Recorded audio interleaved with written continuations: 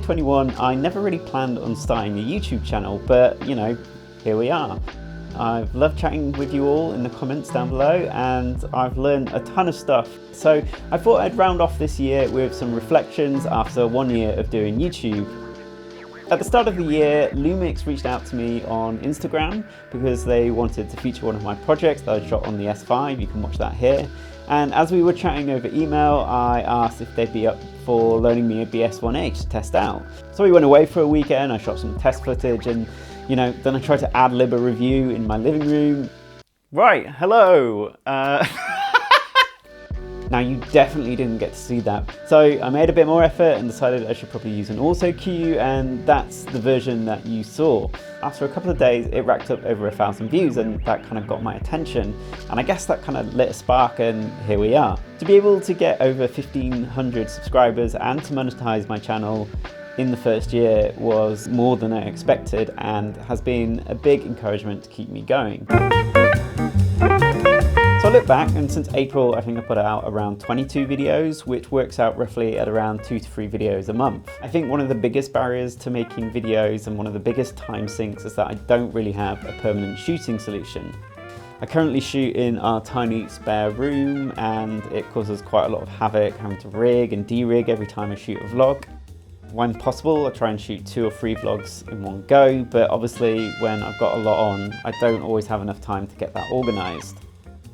At the beginning, I went for this rather chic crack den vibe, draping a bedsheet over a window with a bunch of plants in the background, and you know, it wasn't too bad. I kind of like the look of it, but that's kind of evolved over the 20 or so videos I've put out, and I guess I've achieved something that slightly more resembles the generic YouTube camera bro vibe. Generally, I don't actually work from home. I work in a shared studio space down the road. So I think ultimately I may try to get something set up down there, but you know, it's in a really old building, so it's noisy and it doesn't have any heating. So in the winter it is absolutely freezing, and in the summer it is roasting. We've got an Aperture 300D up there with light dome softbox. We've got the auto cue there. I'm experimenting using these wireless lapel mics today. Oh, here's Mr. Sparkles. Camera behind there. Today I'm experimenting with shooting with the Komodo. Say hello, Albert. He's a bit camera shy. And then various bits of backlighting. I found shooting everything with my Lumix S5 and 50mm Lumix S lens on autofocus is generally the best option. Although for this vlog, I am actually experimenting with my red Komodo, mainly because it's got some really great wireless features where I can control the camera and I can review the shot on my phone.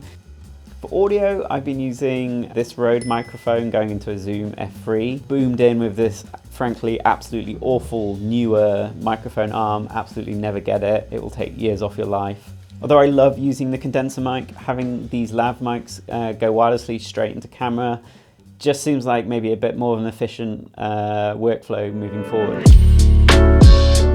I've tried to deliver scripts without an auto cue, and although they turned out okay, they took almost twice as long to record, involved twice as much swearing, and twice as long to edit.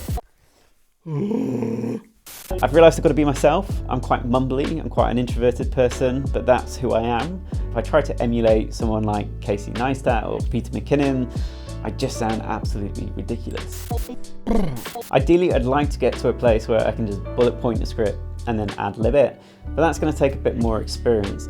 So titles and thumbnails are another area I'm still really experimenting with. Getting your keywords in the title is a good idea, especially for a channel this size. It maximizes your search discovery. I think keeping thumbnails clean and consistent is sensible, and that's something I've been experimenting with. But it's definitely something I'm going to be thinking about next year and see what I can do to improve them.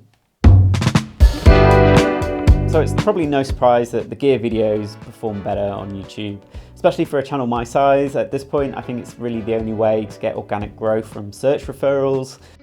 Being one of my longest videos, my Lumix S5 2-year review has now had, almost 20,000 views, or maybe it'll be over that by the time this goes out, which is just awesome. From that, the temptation would just be to pump out more gear videos, maybe rent some of the popular cameras that are the flavor of the month and pump out reviews. But I guess I'm not personally that interested in doing that at the moment. I think there's some value I've recognized in doing longer term review videos and not just jumping on the marketing hype.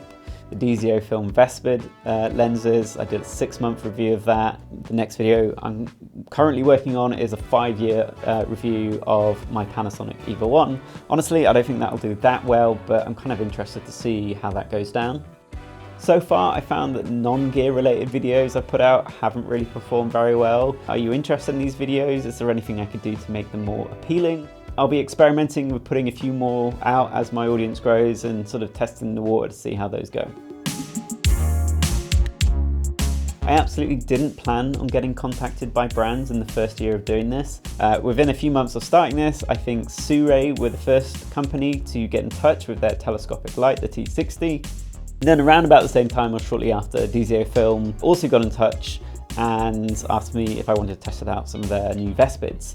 And generally my experience working with brands so far has been pretty chill, it's been pretty positive. I'm not gonna lie, I was super excited when I got these emails. It kind of felt like a bit of a validation, but then that quickly turned to panic when I'd realized I'd sort of have to traverse this rather careful line between, you know, becoming their marketing bitch and providing honest content about their products.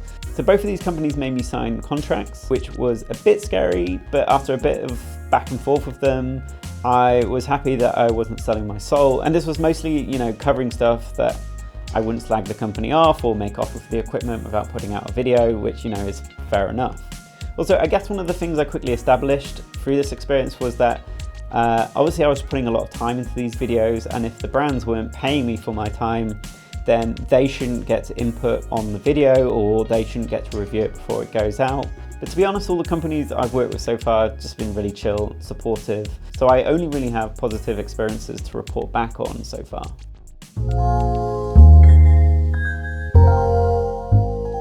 So honestly, this is something I really need to work on in 2023. I guess I'm still figuring out, like, is this a hobby or should I be treating it as work? I should probably be treating it as work. You know, there's lots of things I need to figure out. So, you know, should I be spending my time at weekends and whilst I'm away on holiday shooting things for the channel? Or should I always be getting my partner Steph to pose for me? Should I consider paying her? Should I hire a model instead? You know, how quickly should I respond to comments when they pop up on my phone?